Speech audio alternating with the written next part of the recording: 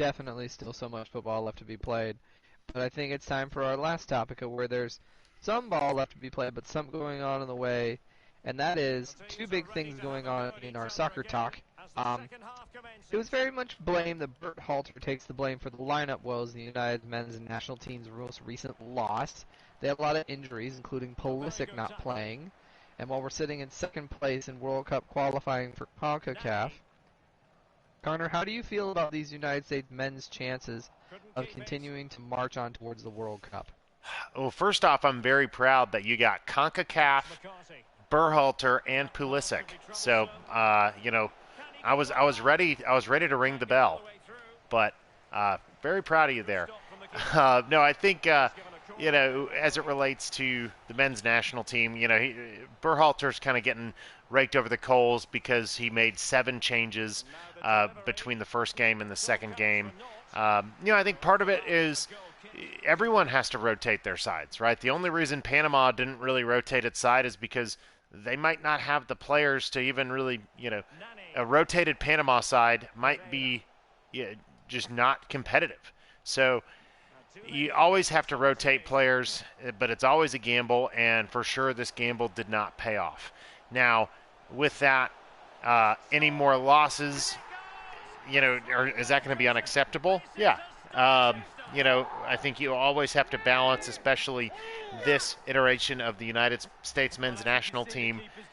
They're a highly ranked World FIFA team, but they didn't qualify for the World Cup last go-around. So they need to be focused on every game, but they have a lot of very talented players. So trying to play both sides of the coin there, I think they're going to be fine.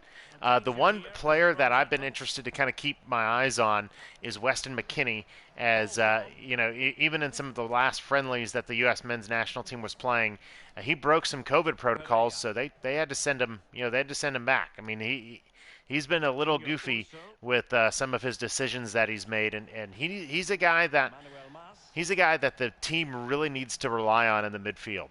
I think as the World Cup roster is coming into shape, there's goal number 4. Is that a little bit better for you, Rutledge? McKennie is one of those guys in the midfield that is going to be really, really called upon to play well. So definitely, I think that Weston McKennie needs to get his act together, but we should be fine moving forward.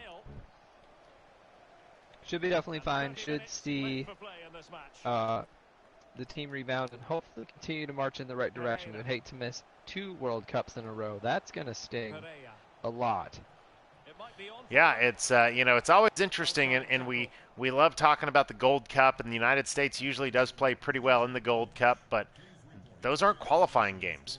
That's the Gold Cup and Nations League. It's a lot of fun, and I think especially for our young men's national team, it was important to get in that tournament atmosphere to be able to try to get some trophies and get some of that big game experience trophy-wise. But at the end of the day, that made 0 impact as it related to CONCACAF qualifying in the World Cup. So, would love to see this team really put it together, and I think they can. I think, at least talent-wise, I don't see why the United States, shouldn't be a favorite in a World Cup type format to get out of their group. But you know what? They got to get out of their confederation first. So they really do. Speaking of get out, someone else that's got to get out is Orlando City's got to stay out of the drought they were in as they finally put some numbers up and win some games.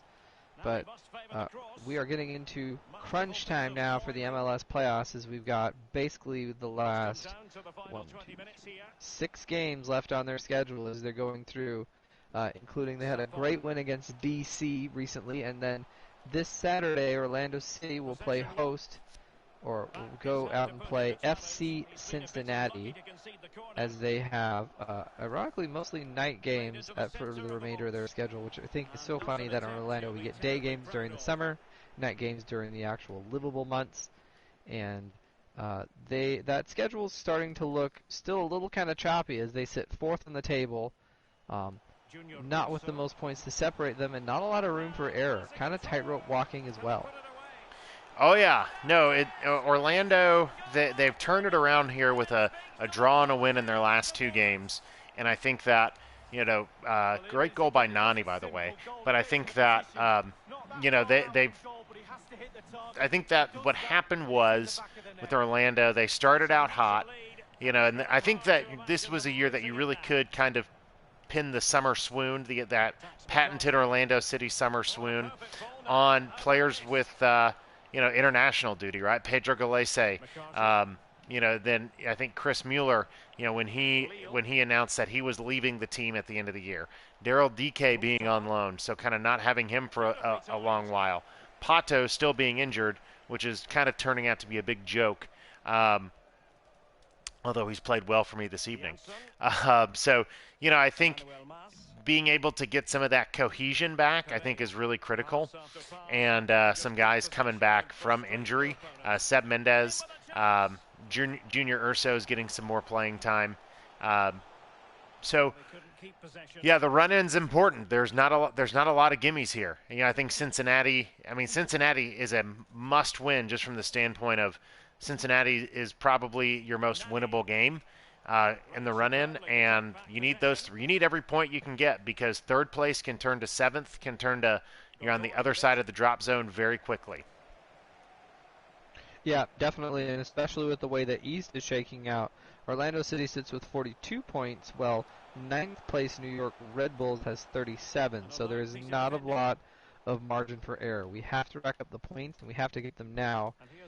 This Orlando City team also needs to get themselves a little bit better into scoring, as they have a 0 goal differential, whereas Philadelphia above them has a +11, and DC below them has a +8. So the East is definitely full of teams with some power behind them.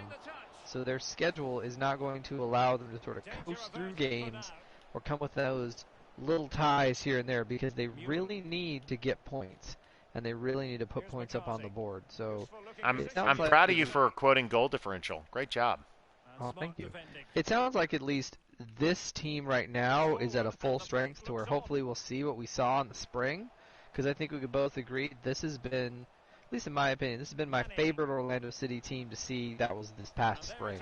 It wasn't just the hype and the excitement of what it was actually a good soccer team.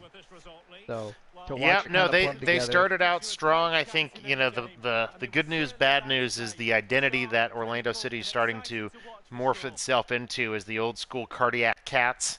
A late winner, late draw, things like that. Which that's talking about tightrope acts. Maybe we'll rename this episode the Tightrope Walkers, because they haven't necessarily controlled the games, but they have found ways to get something out of games, which you obviously need to do, but to make a real run, and especially to dethrone the Rebs, who are running away with a supporters shield, is going to be really critical to play a brand of soccer that Orlando City is capable of, as they played it in the spring, but we haven't seen a lot of that